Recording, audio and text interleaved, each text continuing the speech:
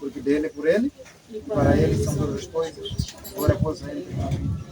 Dando continuidade à nossa série de exposição sobre a escatologia, nós vamos deparar com 2 Tessalonicenses, capítulo 2. Nós já vimos Mateus 24.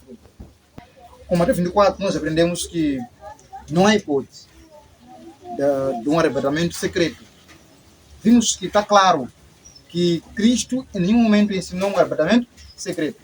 Cruzamos vários textos que nos mostram com clareza que a ideia de um arrebatamento secreto não é uma ideia bíblica, antes é algo inventado pelos homens, talvez buscando escapar dessa grande tribulação. E agora vamos pegar esse capítulo 2 e no próximo domingo, se Deus nos der graça, podemos ainda avançar com o capítulo 6 de Apocalipse, para depois terminar no capítulo 20 de Apocalipse. Veremos coisas básicas que falam do mesmo assunto. Então, primeiro, darei uma introdução básica deste livro. Talvez muitos de nós já leram e não sabem quem escreveu, mas já não sei quem escreveu. Acho que isso já é falta de atenção, né? Porque logo no capítulo 1 já é claro quem escreveu lá, né? Então, mas dar essa introdução toda, também dizer quando escreveu e por que escreveu. Talvez esse porquê que escreveu você não saiba a causa que levou Paulo a escrever esta epístola. Primeiro, o apóstolo Paulo se declara ter escrito essa carta, logo no capítulo 1, versículo 1. Ele diz assim: Paulo, Silvano e Timóteo, a igreja de Tessalonicenses em Deus, nosso Pai. Logo com isso, no capítulo 1, versículo 1, com isso, logo nos deixa claro que foi Paulo que escreveu na companhia de quem? De Silvano e também de Silas, assim como Timóteo, para quem ele escreve as duas cartas, né, aquela primeira e segunda Timóteo. Então, Paulo escreve junto com esses dois homens que eram seus ajudantes, né, ao longo da sua missão em espalhar a boa notícia a respeito de Cristo e da sua obra no Calvário. Então, aí Paulo escreve.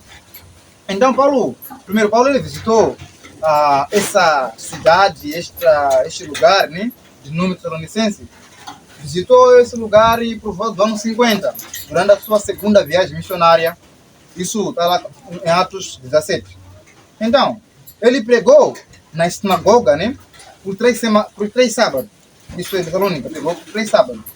Muitos gentios, né, e alguns judeus também lá, creram em Jesus Cristo, assim formando em Tessalônica uma nova igreja, uma nova congregação em Tessalônica.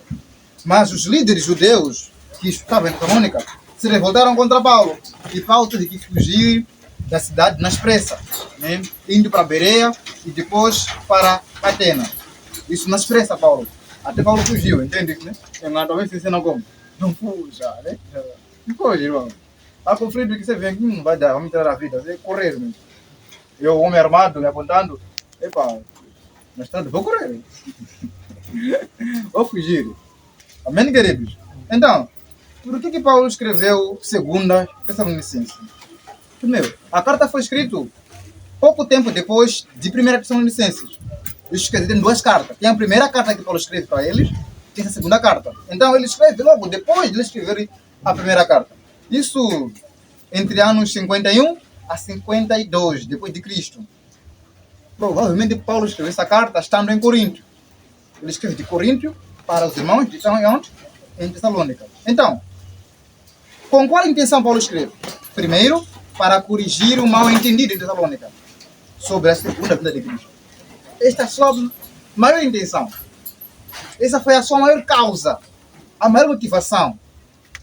O combustível, né, que lhe levou a escrever foi qual? Corrigir o mal-entendido que havia lá nessa cidade sobre a vida de Cristo. Essa é a causa principal. Por isso vem o primeiro capítulo, tem apenas 12 versículos. Depois disso ele avança logo para o assunto sobre a vida de Cristo. Segundo, também Paulo escreve, né, para reforçar o ensino sobre o homem do pecado. Paulo fala sobre uma figura futura que poderia se opor contra Deus antes da volta de Cristo. Então ele escreve em parte com o objetivo do quê? De reforçar essa ideia. E terceiro, ele escreve para consolar os cristãos perseguidos. Sabemos que na época de Paulo, de Pedro, ou no primeiro século, os cristãos sofriam perseguições terríveis. Então, estes precisam de consolo. Esta é a razão também do autor aos Hebreus. Ele escreve com a intenção de fortalecer, alertar os irmãos sobre o perigo de desistirem da fé cristã. Porque parece que os receptores da casa aos Hebreus, eles tinham a ideia de desistir da fé cristã. Então, o autor vai lhes alertar sobre o perigo de desistir antes de chegar ao fim da fé, né? Nesse caso, antes de Cristo voltar, ou deles morrerem onde está Cristo. Assim, né, Paulo escreve isso com o quê? Com a intenção do quê? De, primeiro, corrigir o ensino falso que estava gerado em Tessalônica. Segundo, reforçar a ideia do homem do pecado, em que ele fala de uma figura futura vai surgir. Essa figura vai se opor contra Deus, contra os ensinos de Deus. Também ele escreve para consolar os irmãos perseguidos. A igreja enfrentar perseguições terríveis e Paulo busca, né, encorajar os irmãos a permanecerem firmes na fé sem desistir. E também ele vai escrever com a intenção do quê? De exortar ao trabalho e à disciplina.